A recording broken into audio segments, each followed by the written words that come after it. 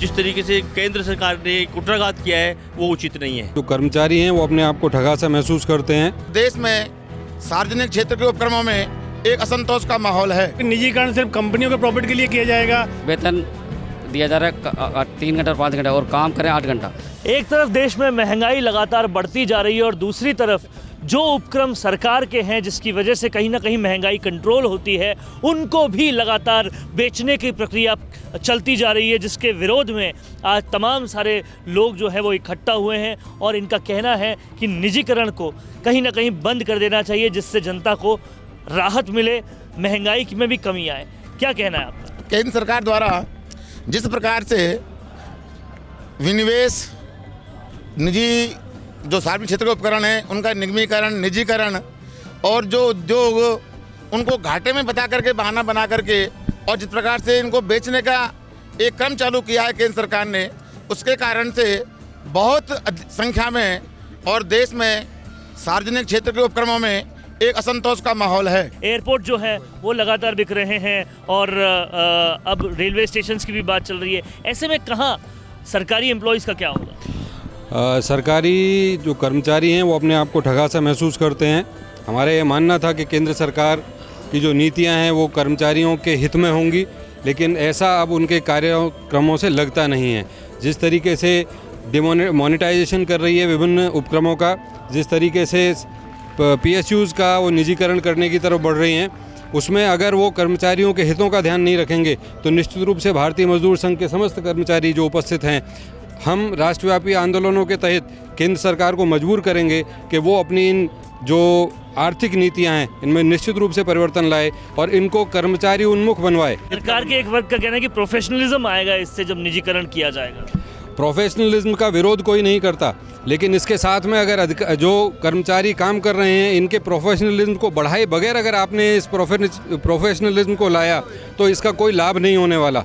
सबसे ज़्यादा ज़रूरी है कि हमारे पास जो मानव संसाधन उपलब्ध हैं उनको आप इस योग्य बनाएं कि वो अपने काम को अच्छे से कर पाएँ, ना कि हम अपने उपक्रमों को निजी हाथों में सौंपकर उनको हम प्रॉफिटेबल बनाने की कोशिश करें।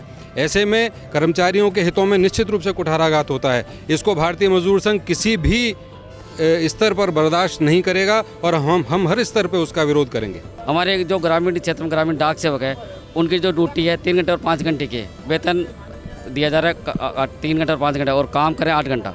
और हमारे जो डाक विभाग में केंद्र सरकार ने डाकघर मित्र योजना ला रहे हैं तो उसको प्राइवेट देने में दे रहे हैं। इससे काफ़ी नुकसान होगा जनता का भी और कर्मचारियों का भी, और भर्ती के नाम से बिल्कुल भर्ती नहीं ले रहे हैं। ये बहुत बड़ा शोषण है। सभी विभागों का जो है निजीकरण किया जा रहा है, इससे जनता को और कर्मचारियों को बहुत बड़ा जो है गलत परिणाम भुगतने पड़ेंगे, क्योंकि निजीकरण सिर्फ कंपनियों के प्रॉफिट के लिए किया जाएगा और कर्मचारी और जनता का हितों का जो है वो अनदेखा किया जाएगा। अतः सभी विभागों का निजीकरण न करके और विशेष जो कंपनियां हैं वो अपने हिसाब से चलाएं, लेकिन सरकारी कर्मचारियों का और उसके साथ जनता का ध्यान रखें। मैं रोडवेज से हूं और रोडवेज में प्राइवेट को बढ़ावा दिया जा रहा है और रोडवेज को पीछे धकेला जा रहा है, इसीलिए कि रोडवेज में 7वां वेतनमान भी लागू नहीं किया गया है। अतः सरकार से मांग करते हैं कि राजस्थान में रोडवेज में 7वां वेतनमान लागू किया है, कर्मचारियों की जो कमी है उसको पूरा किया है, नई गाड़ी खरीद दी जाए जिससे कि जनता के हितों का हो सके और रोडवेज के कर्मचारी अपने आप को सुरक्षित महसूस करें। क्या लगता है निजीकरण से महंगाई और बढ़ेगी? निजीकरण से महंगाई बढ़ेगी ऐसा तो निश्चित नहीं है, लेकिन जो ऑलरेडी जो लोग वर्कर हैं, काम कर रहे हैं, उनके जो कार्य प्रणाली के ऊपर जिस तरीके से केंद्र सरकार ने कुठाराघात किया है वो उचित नहीं है। इनको साथ लेके और निजीकरण की तरफ कर रहे हैं, लेकिन इनको साथ लेकर के, इनको संतुष्ट करके, इनके हितों का ध्यान रख करके कोई कार्य किया जाए तो ज़्यादा बढ़िया रहेगा।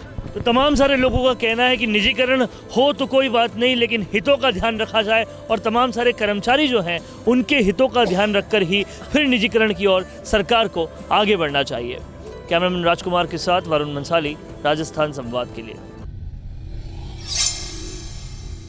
अपने इंटरव्यू के जरिए लोगों को अपने और अपने काम के बारे में बताने से बेहतर और कोई तरीका नहीं हो सकता।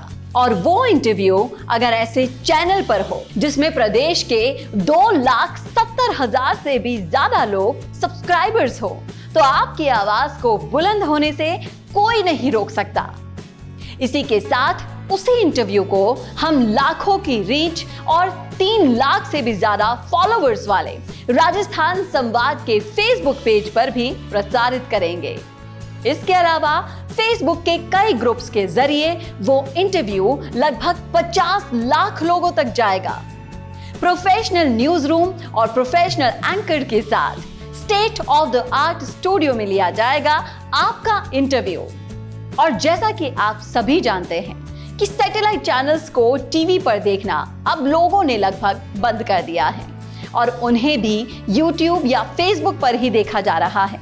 तो इससे बेहतर क्यों ना आपका प्रचार एक डिजिटल चैनल पर ही हो, जहां पर आप ज्यादा से ज्यादा लोगों तक भी पहुंच पाए और जो सिर्फ आपके बारे में बात करे, किसी और मुद्दे के बारे में नहीं। तो राजनीतिक रूप से आपको छाना हो या फिर अपने बिजनेस को बढ़ाना हो, करवाइए अपना इंटरव्यू और पहुंचाइए अपना नाम लाखों करोड़ों लोगों तक।